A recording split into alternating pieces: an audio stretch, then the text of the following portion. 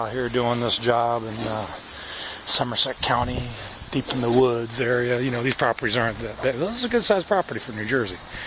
This is like definitely like a double lot, really, for New Jersey standards. So this is like the third part, really. I just want to try to get more of a close-up view of this. I wish I had my other camera. I could have done a zoom in. As you can see, like, I barely made a dent in that thing. I like punctured that thing like 5 times with this system that I'm using, this bead duster system. So I built this one myself with someone else's patent. I perfected it, but they own the rights to it, and I have them to thank for using this system. And it's awesome. You can do Carpenter bees, yellow jackets, nests, ground hornets, ball face hornets, you name it. Any bees that are nesting in the structure, voids, in the gables. You can safely apply this dry chemical in areas no one else can. Everybody else has to do like a hand duster, has to go up there on a ladder and put it in by hand, or a little pump duster, and you're only like inches away. And it's very dangerous. Where this bead duster, this one's extended only to, I think, about 12 feet. This thing goes all the way up to 30 feet extension. I can like go way on the end of the property and do this. I went on the RF tower. I did an RF tower. That's something that was like 10, 15 times this size. Did an RF tower, and I took a picture of that one. I didn't do it this year. It was a few years ago. And that thing was huge. That thing took about 30 gallons, filled a 30-gallon container of this stuff. So I'm going to try to get a little closer, but this, what's left of the foraging bees activity, these are the ones that actually come back. The ones that are inside are dead already. They're all over the ground. They're dead. I don't even hear them. These are, I can get this close. They're not even coming after me right now. One might. They see me making a movement. I'm wearing like a yellow spectrum bee hat. I'm kind of camouflaged, so I don't look like a human or animal form. I'm like breaking the lines of like a human or animal.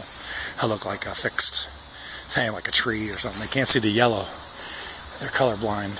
They can see ultraviolet though, and they sense heat, movement, and you know, they're very, very good. But that's just for defense mechanism. They don't go. They're not predators of humans or animals. They just on the lookout for, you know, threats. So what you see here, well, they're trying to get back in there. It landed right on the nest. It's all coated with insecticide dust. They're so determined. And they're trying to get back into there. That was the entry point there on the left-hand side. Oh, there's some coming right out. That was the entry point. The left side there, that was existing. That's where they're going, you know. And once I take this nest down, they're going to still think the nest is there. They're not actually honed in on the nest itself. They're honed in on the actual coordinates of the entry. It's really weird. When I take these nests down, they're still going after the same spot. They like landing on the actual surface, and the nest is like a few feet away, and they're not going towards the nest. They're going, you know, they're just going to land right on the siding and try to like do their business. It's really weird. I'm trying to get closer. Hopefully, get some kind of good view. I have no second thoughts about dropping this phone and running.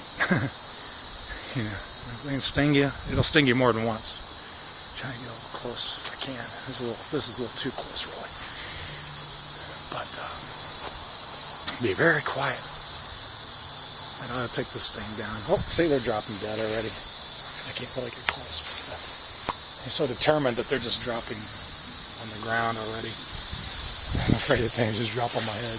Start swarming me, right? So it's like right there, and there's like a larva right there. There's like a little piece of larva right there. It fell right out of the nest. Probably because I disturbed it. It didn't fall out on its own. It's probably because I punctured it. I'm going to close this up. I'm going to break this down, put everything away, and use my spade. I'm going to use my truck-mounted sprayer with my JD9. Spray this with an outdoor formulation. Lasts a few months. Scrape this sucker off on my next video that you see here. So enjoy.